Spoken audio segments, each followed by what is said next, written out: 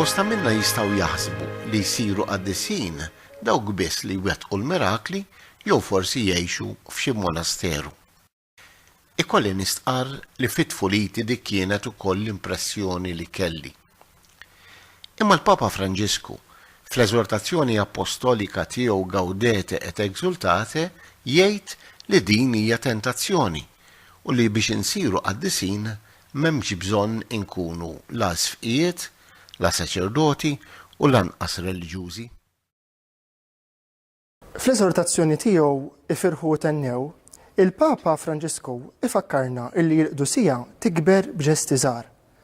Ħafna drabi tiġina t-tentazzjoni naħsbu illi l-Qdusija hija xi rigal jew xi sejħa għolja biss għal ftit għal dawk illi għandhom ħafna ħin fuq idejhom x'jgħaddu fil-monasteri jew jagħmlu ħafna rtiri, inkella dawk li huma magħluqin bejn l-erba' ħitan ta' xi klawsura, jew dawk li huma dejjem qrib tal-altar jew tal-Knisja jisimgħu l-Qudies kuljum, għandhom l-aċċessibilità għas-sagramenti, jgħixu ħajja mistika jew maqtuwa min nies.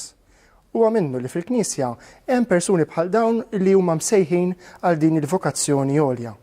Imma s-sejħa għal-Qdusija kif diġà kien qalilna il-Konċilju Vatikan II u kif insibu fl-istess kelma ta' Alla, hija sejħa universali, hija sejħa għal kulħadd, mill-kbir sa' żgħir, mill-ixken wieħed fil-Knisja u forsi dak li jidher l-iktar insinifikanti għall-Papa, dak li forsi naraw fl-ogħla skaluna.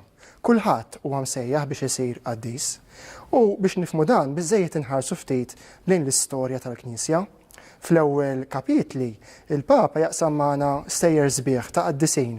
Uħud minnhom magħrufin u nafu bihom, oħrajn li forsi qatt ma smajna bihom u min jaf kemm hemm oħrajn illi bil-ġesti sempliċi tal-ħajja ta' kuljum irnexxielhom jaslu fuq l-altari għax biċċa minnhom huma meqjumin bħala qaddisin kanonizzati, imma ħafna oħrajn li forsi laqqas nafu isimhom huma qaddisin anonimi, il-Papa fost dawn isemmi forsi in-nanniet tagħna, l-bużnanniet tagħna, uħud fost missirijietna, dawk li jgħixu fil-bieb ta' maġembna, il-Papa jitkellem dwar il-qdusija tal-bieb ta' maġembna.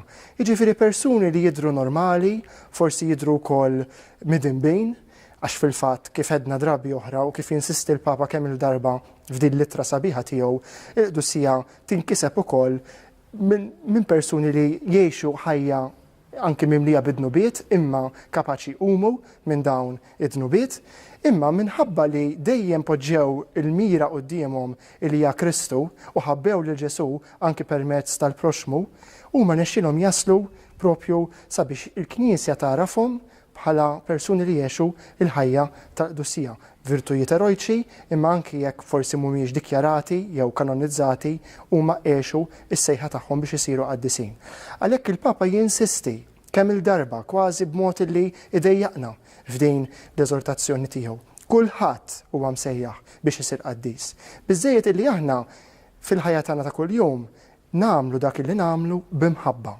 U il-ġesti żgħar illi nwettqu ħafna drabi moħbijin għal għajnejn in-nies huma ġesti illi f'għajnejn Alla huma apprezzati u moġuba. Il-Papa fost oħrajn isemmi dak l-aneddotu ħelu jew dak l-eżempju ċkejken ta' dik il-mara illi xin jasal it-tifel tagħha mid-dar u kollu ftit jirrakkonta minn xi xadda fil-ġurnata tax-xogħol tiegħu anke jekk ma jkollix moħħ, paċenzja b'sabar toqgħod tisimgħu.